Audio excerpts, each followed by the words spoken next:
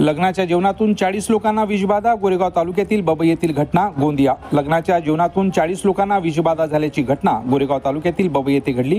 गोरेगाव तालुक्यातील बबई येथील केशवराव बिसेन यांच्याकडे 3 एप्रिल रोजी मुलाचा लग्न समारंभ होता। 4 एप्रिल रोजी परतीची वरात बबई येथे आल्यानंतर उपस्थित वराडी आणि गावकऱ्यांना दुपारी 2च्या जेवणातून जवळपास 40 लोकांना विषबाधा झाल्याची घटना घडली आहे। यामध्ये 8 बालकांचा समावेश असून 4घांची प्रकृती चिंताजनक असून त्यांना गोंदिया येथील जिल्हा रुग्णालयात उपचारासाठी हलविण्यात आले आहे। तर उर्वरित 26 लोकांवर गोरेगावच्या ग्रामीण रुग्णालयामध्ये उपचार सुरू आहे। तर गोरेगाव येथील एका खासगी रुग्णालयात 5 रुग्ण, प्राथमिक आरोग्य केंद्र चोपा येथे 5 रुग्ण, तर गोंदिया येथील खासगी रुग्णालयातही काही रुग्ण उपचार घेत आहेत। सध्या सर्वांची प्रकृती स्थिर असल्याची माहिती वैद्यकीय अधिकारी डॉक्टर पुरुषोत्तम पटले यांनी दिली। माझ्याकडे आतापर्यंत 27 लोक जेवणातून विषबाधेच्या मुळे प्रकृती खराब झाल्यामुळे काल सकाळच्या 9 वाजतापासून येणं सुरू आहे।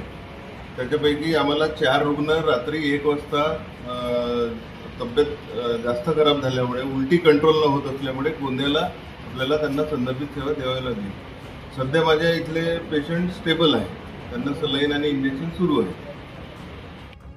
गोरेगाव पंचायत समितीचे माजी सभापती मनोज बोपचे यांनी प्राथमिक आरोग्य केंद्र चोपा व ग्रामीण रुग्णालय गोरेगाव येथे भेट देत रुग्णांची विचारपूस केली। यावेळी माजी समाज कल्याण सभापती विश्वजित डोंगरे, बबईचे माजी सरपंच सोमेश रांडाले, अभियंता रवी बघेले आदी उपस्थित होते।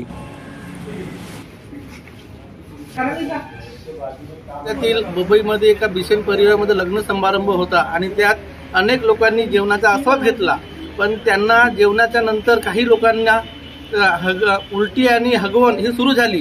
त्यामुळे हळूहळू असे अनेक 40 लोकांना हा प्रकार घडू लागला आणि काही लोक गोरेगावच्या ग्रामीण रुग्णालयामध्ये 25 लोकांना घेऊन इथं आणले। त्यांच्यावर उपचार सुरू आहे आणि आम्ही डॉक्टर साहेबांना निर्देश दिला का जेवढे लोक आहेत त्यांना तात्काळ त्यांच्यावर उपचार करा आणि जे परिस्थितीच्या नियंत्रणाच्या बाहेर असतील त्यांना लगेच आपण गोंदियाला रेफर करावे अशी आम्ही सगळ्या डॉक्टरांना सूचना सुद्धा दिल्या आहेत। आणि PSC चोपामध्ये 5 रुग्णालय आहेत, तिथं सुद्धा जाऊन आम्ही डॉक्टरांना सांगितलं योग्य प्रकारे उपचार करा आणि जर होत नसेल तर आपण गोंदियाला रेफर करा असे आम्ही त्याला सगळ्यांना निर्देश दिले।